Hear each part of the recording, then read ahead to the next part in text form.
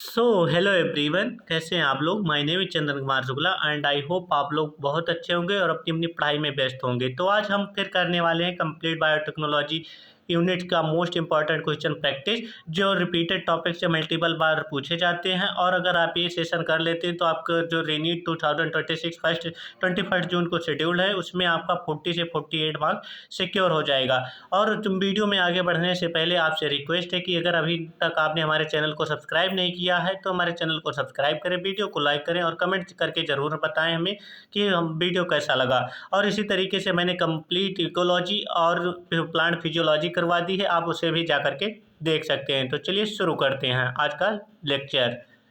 तो जो अपना फर्स्ट क्वेश्चन है वो है Hind second always cut DNA molecule at a particular point called recognition sequence and it consist of, यानी कि कह रहा है जो हिंद सेकेंड आपका रिस्ट्रक्शन एंजाइम होता है वो डीएनए मॉलिक्यूल को कट करता है, बट वो कितने बेस पेयर का डीएनए होता है, वो अपना 6 बेस पेयर का डीएनए होता है। इसीलिए अपना जो आंसर करेक्ट आएगा वो ऑप्शन नंबर फर्स्ट करेक्ट हो जाएगा। तो चलिए बढ़ते हैं नेक्स्ट क्वेश्चन पर। हमने जो नेक्स्ट क्वेश्चन है वो नेक्स्ट क्वेश्चन स्टेटमेंट बेस्ड कुछ पूछा गया था, जिसमें फर्स्ट स्टेटमेंट क्या कहती है, BT toxin are insect group specific and coded by a gene cry first AC.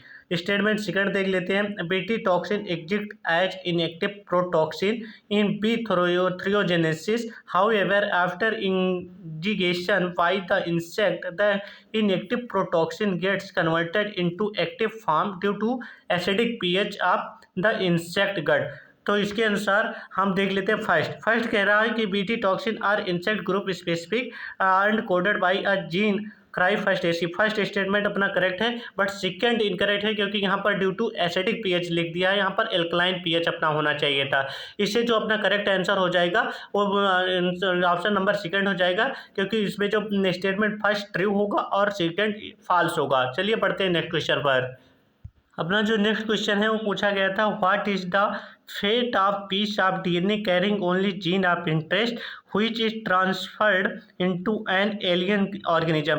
इसमें पूछा गया था कि आप डीएनए को कैरी करते हैं, उसे इंटरेस्ट यानी कि उसको ट्रांसफ़र कैसे कर पाएंगे, इसके रिस्पेक्ट में अपना पूछा गया था स्टेटमेंट। उसके अनुसार आपको 5 स्टेटमेंट दे रखी है, A B C D E, और इसमें आपको बताना है कि करेक्ट कौन सा है। तो इसके अनुसार अपना जो करेक्ट हो जाएगा option B and C statement correct हो जाएगा। It may get integrated into the genome of the recipient. C हो जाएगा it may multiply and the be inherited along with the host और डीएनए। यानी कि इसके कहने का मतलब है उससे सुटेबल होना चाहिए, सिलेक्टेबल होना चाहिए और अपनी मल्टीपल कॉपी नेक्स्ट होस्ट में ट्रांसफ़र करने के बाद परफॉर्म कर पाए। इसके लिए जो अपना करेक्ट आंसर हो जाएगा वो हो जाएगा ऑप्शन के according second option B and C statement अपनी करेक्ट हो जाती है। चलिए पढ़ते हैं नेक्स्ट क्वेश्चन पर। अपना जो नेक्स्ट क्वेश्चन है वो पूछा गया है टीआई प्लाज्मिड के ऊपर। तो क्या कहता है, the TI plasmid of agrobacterium tumefaciens stands for. इसमें पूछ रखा है कि जो टीआई प्लाज्मिड होता है वो क्या रिफर्स करता है, यानी कि टीआई प्लाज्मिड का सिंपल आपको पूछ रखा है फुल फॉर्म। इसमें देख लेते हैं फर्स्ट ऑप्शन क्या कह रहा है, ट्यूमर इंडिपेंडेंट प्लाज्मिड, गलत है। Tumour inducing plasmid, yes this is the right answer. Temperature independent plasmid, wrong. Temperature in tumour inhibiting plasmid, this is the also wrong. तो अपना जो करेक्ट आंसर हो जाएगा ऑप्शन नंबर बी हो जाएगा।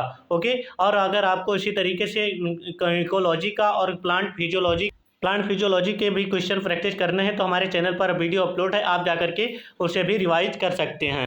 अपना जो नेक्स्ट क्वेश्चन है वो एज इट इज एनसीईआरटी के डायग्राम में से पूछा गया था। क्या क्वेश्चन पूछा गया था, the following diagram showing restriction sites in E coli cloning vector PBR 322।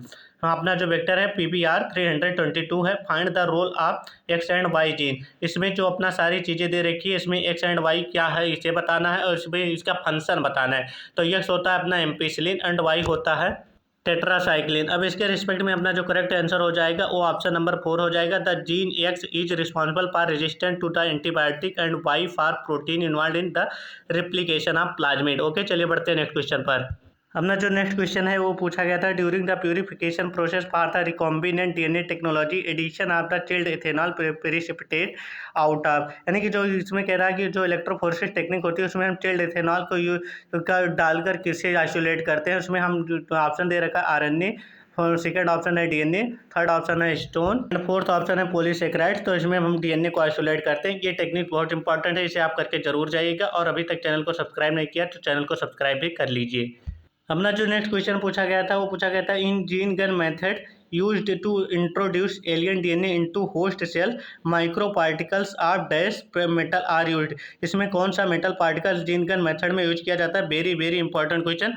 Copper, zinc, tungsten and gold, silver. तो अपना आंसर हो जाएगा ऑप्शन नंबर 3, टंगस्टन और गोल्ड यूज किया जाता है। ओके, नेक्स्ट क्वेश्चन अपना जो पूछा गया था main steps in the formation of recombinant DNA are given below, arrange these steps in the correct sequence.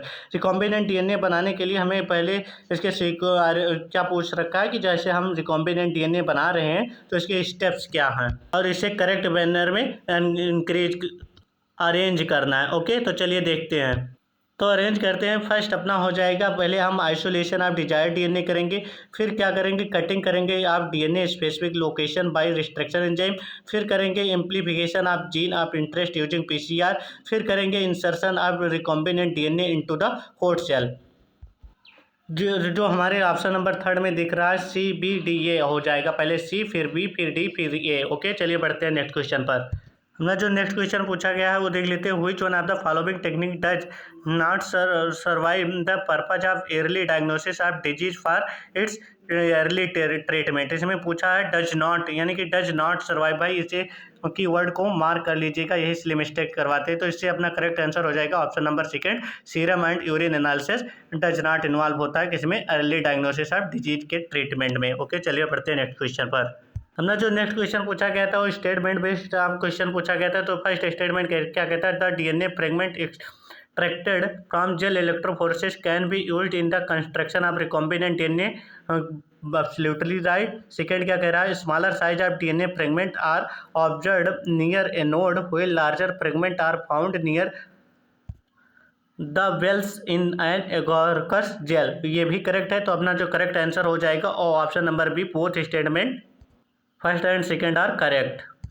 देख लीजिए भैया, अपना नेक्स्ट क्वेश्चन है जीन क्लोनिंग, यानी कि recombinant DNA and gene cloning पर मल्टीपल बार रिपीटेड क्वेश्चन आते ही हैं। आप इन टॉपिक्स को छोड़कर मत जाइएगा, ये रिक्वेस्ट है हमारी।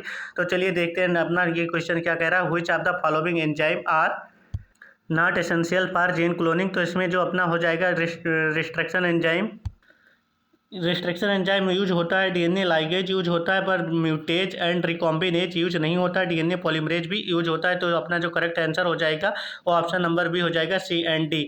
तो इसी तरीके से और वीडियो को देखने के लिए हमारे चैनल को सब्सक्राइब करें, वीडियो को लाइक करें और वीडियो कैसा लगा इसे कमेंट बॉक्स में हमें जरूर बताइए। इसलिए मिलते हैं तब तक के लिए किसी नेक्स्ट वीडियो में। Thank you so much.